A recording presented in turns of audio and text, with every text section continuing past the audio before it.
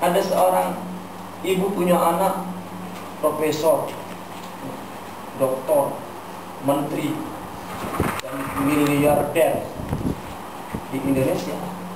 Saya menyaksikan sendiri. Seorang ibu hanya minta dipijit kakinya saja. Saya mau pamit Bu, mau pergi karena ada jemputan, saya tak dapat duduk lama di rumah.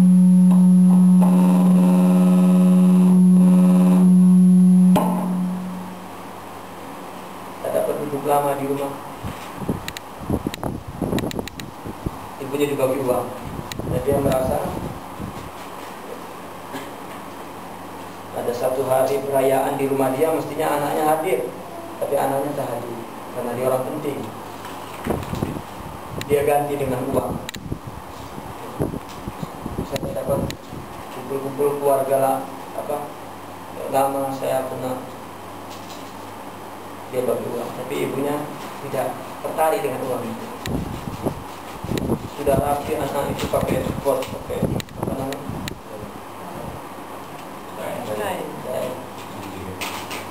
Lalu kata ibunya, sebentar nak, tolong pijit kaki ibu.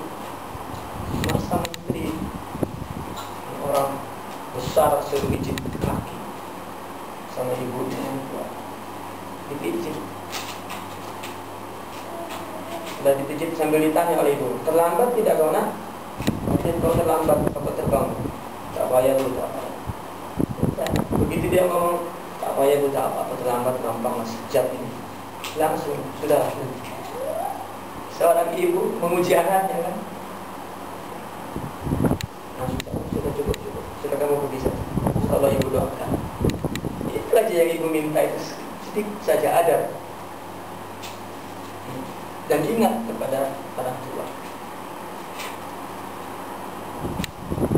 Makanya ada ya, Rasulullah bersabda bahwasanya Allah lebih gembira dengan orang yang kembali bertaubat daripada kegembiraan seseorang yang barangnya hilang kembali. Ada kisah seorang yang tidur kan, sedang bepergian, dia seorang pedagang, kemudian di ontanya tuh banyak, di kudanya banyak barang-barang dia yang mahal-mahal. Setelah itu ketiduran, setelah dia jaga, kemudian hilang. Wah, dia panik, dia pergi cari tak dapat. Akhirnya dia putus asa dan kembali balik ke tempat awal. Dia tidur lagi. Setelah tidur dia jaga, terus barang itu sudah ada gembira. Saking gembiranya dia salah ucap. Anta abdi wa ana rabbuka. Sering dengar kisah itu kan, hadis Rasulullah SAW. Saking gembiranya dia lupa, engkau memang hambaku, aku Tuhanmu. Seorang memang sudah mencapai tingkat tinggi, dia yang dicari Allah, bukan? Sebetulnya masalah rasa zauq, memang yang dicipta itulah tujuan. Ciptaan itulah tujuan Allah mencipta. Tapi karena tidak merasa, rasanya dia dibuang. Coba orang kalau dekat kepada orang tua, rasanya orang tua itu perlu dengan dia. Padahal dekat nggak dekat memang orang tua perlu anak. Apabila jauh rindu, semuanya adalah jauh. Semuanya adalah kehidupan rohani, bukan kehidupan fisik. Fisik cuma sangkar, cuma bungkus. Maka itu sebabnya hakikat itulah yang milik Allah. Tetapi kita mencari hakikatnya juga dengan Allah. Ketika sahabat dan para Rasulullah ditanya, Sayyidina Abu Bakar hatta ditanya semua. Ketika ditanya dengan apa engkau mengenal Allah, dengan Allah. Awattu Rabbi bi Rabbi. Aku melihat Allah dengan Allah. Ya, sebetulnya seorang kekasih, ya yang selalu kita katakan, bahwasanya orang memperlakukan orang yang dicintai dengan kekasihnya, dengan cintanya.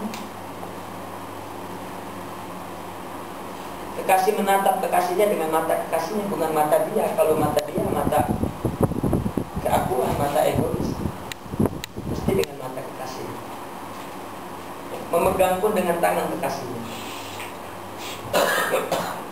Kalau sudah tidak dengan tangan kekasihnya, maka tangan dia. Tangan dia adalah tangan yang orang lain, yang tidak merasakan rasa orang lain lagi. Nah, maka jika orang sudah dengan hakikat, maka dia merasakan bahwa segala sesuatu dengan Allah. Dan hakikat itu cinta, hakikat itu fana.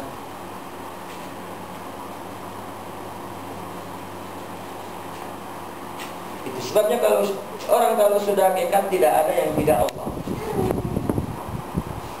Sehingga mereka mengatakan, jika aku sedetik pun lupa kepada Allah, maka rasa aku keluar dari agama ini. Mereka mengatakan begitu, jika aku sedetik saja lupa kepada Allah, maka rasanya aku keluar dari agama ini. Kalau kita memang sholat aja nggak nyambung ke Allah, rasanya mah berada di dalam agama nggak keluar-keluar. Itu kekacauan. Coba orang yang sangat cinta punya salah sedikit saja, bimbang. Tapi kalau orang yang tak cinta, salah pun nggak diakuinya. Jadi hubungan kepada Allah adalah hubungan cinta.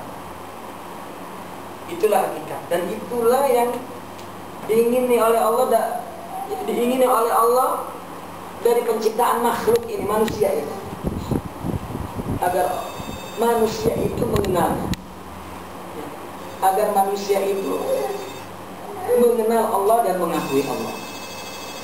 Maka dikatakan al-haqiqatu lahu hatta tatlubuha bihi lahu azza wa jalla. Kemudian al-qaimu bisyari'ati faqat tafaddala alaihi bil mujahadah. Orang yang melaksanakan syariat semata-mata akan dimuliakan dengan mujahadah. Artinya tafaddala alaihi bil mujahadah. Orang yang melakukan dengan syariat saja tafaddala alaihi, dia melakukannya dengan mujahadah.